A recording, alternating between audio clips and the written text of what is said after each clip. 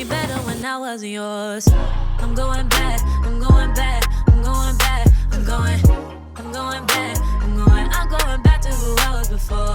Hey guys, and welcome back to my channel. I'm very irritated. I did my makeup first and then put this shirt on, and as you can see, yeah. So, very tight neck hole, horse lady.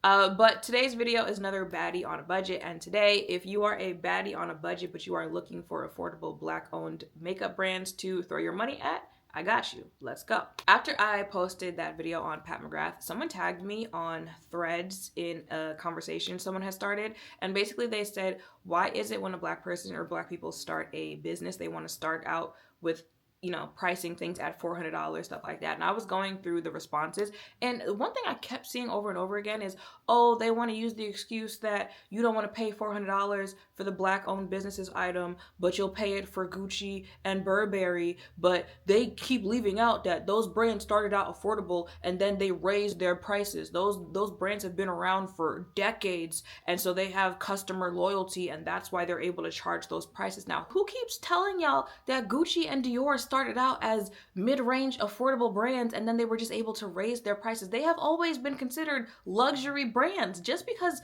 certain luxury items 10 years, 15 years ago, you could get a Neverfull for $800 and now it's almost $3,000, doesn't mean at that time $800 still wasn't considered a luxury price. What are we talking? This is the conversation I was telling y'all about with the Fenty, when Rihanna launched the luxury clothing brand, and then people were like, it's not Fendi, it's not, it's the same, it's still LVMH. So it being LVMH lets you know that the materials, the products are going to be the same as the other luxury brands that y'all trust. Rihanna hadn't proved herself enough at the time, even though y'all claim she is one of the most fashionable people out there. She hadn't proved herself that she should be able to sell her items for those prices like the other brands. And I'm trying to understand, like, how did the other brands gain your trust? Y'all can't pronounce some of the brands y'all be purchasing. So who told you it was trustworthy? Other people? The length that it's been around, is that what you take it as that's how it's trustworthy? But anyway, when the person tagged me in that comment, I responded to them and I was like, you know, y'all keep having this conversation. Y'all keep having this conversation about how Black-owned brands are priced outrageously and how their prices aren't realistic, but where is the debate on the fact that y'all still don't support the Black-owned brands that are affordable? The person that had tagged me is a Black-owned owner and said that she still has to haggle with people over items that cost $3, $6. So where's that debate? Since y'all want to keep having that one over and over and over again about things that are priced out of your range, which, mind you, literally everything, every industry will have things that are priced out of your range. Where is the focus on the things that are priced in your range? Because y'all aren't buying that either. A conversation I feel very strongly about and gets on my absolute last nerve because there's always an excuse for something. But if you need a little help, I got you, right? If you just can't seem to find those affordable Black businesses to give your money to, I got you.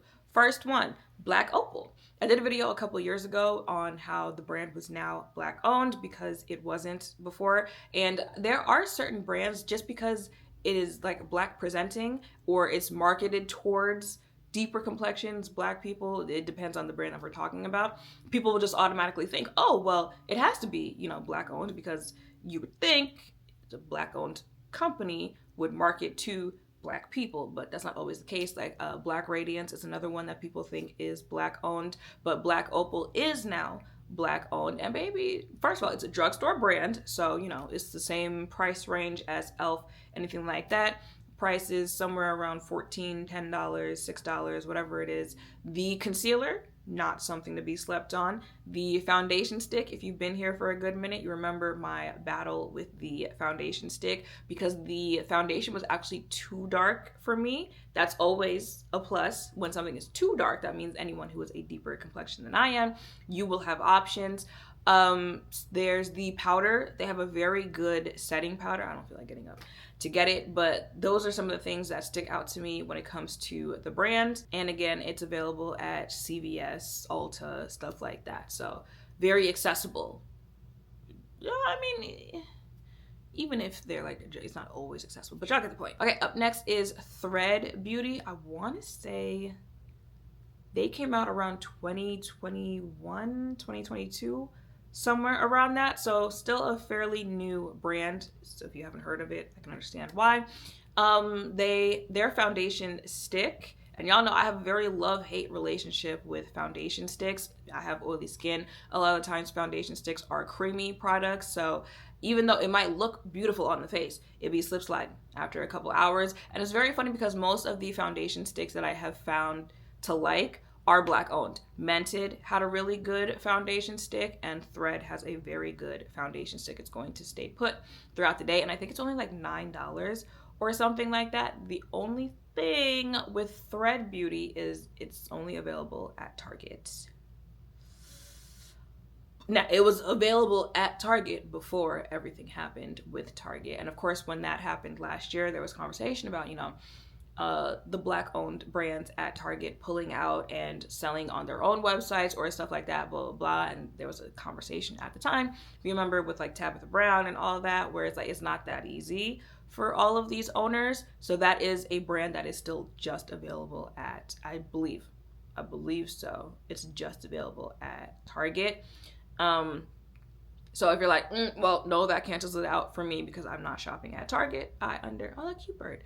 I understand, but I know that there are some people who have either gone back to or never stopped shopping at Target. So if you are looking, it is available at Target. The shades are there and the products are good as well. However, if you're like, no, I don't want it because I'm not shopping at Target or anything like that, the third brand that I have for you, it's okay because it's the same owner. The lip bar, if you guys did not know, the lip bar and Thread Beauty are owned by the same owner. So the lip bar, I believe, is also sold at Target, but you can also get the lip bar at Ulta. And the lip bar's direct website. Don't ask me no questions on if they can do it for the lip bar. Why can't they do it for Thread? I don't know what their contracts look like. I don't know. But I'm letting you know, you got options. I could have sworn the lip bar was at Ulta, but maybe I'm confusing them with Juvia's Place. But you can get the lip bar at CVS, Walmart. It is also available at Target, and you can get it directly from their website. The lip bar, if you guys saw, they just collaborated with Diarra, Janae, Hilo Lux, and there was one more person, right, that they did a like lip kit combination with. Now the lip bar is a little bit more like lips focused, so I can tell you they have really good liquid lipsticks, really good like lip liners, like the lip bar, right? However, they do have other products as well, foundation, I believe concealer. I believe I've tried their concealer, and to be honest, I kind of like Thread Beauty more than I do the lip bar. If you're like, well, why do they even separate the two? Like, why not just, create all the products under one brand? Again, I don't know, but I do feel like there's definitely a difference in how it's marketed. I think there's a little bit of a price difference. I think Thread Beauty is a little bit more affordable. I would say the quality of the products are pretty similar amongst the two, but I just kind of prefer Thread Beauty over the lip bar because of the complexion products that you can get with Thread Beauty. But they are both Black owned, both pretty affordable. Again, prices are somewhere in the 14s, the $10.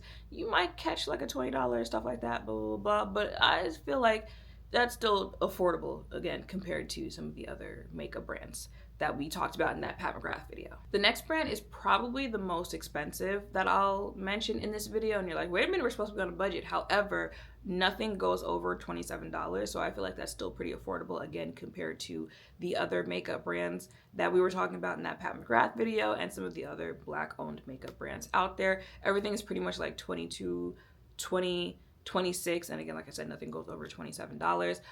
So I feel like that's still pretty affordable, and their products are good. I think it's the only one I'm going to talk about that's available at Sephora, and I haven't really had any misses with any of the products that I've tried for them. There are some things I prefer more than the other, but that cream contour stick has been a holy grail for me pretty much ever since I tried it. It's been in my yearly favorites video probably for the last 3 to 4 years, maybe even longer than that. They have cream blushes that are kind of the same packaging as the contour that are just as good. The cream products, like, they 2 thumbs up for them.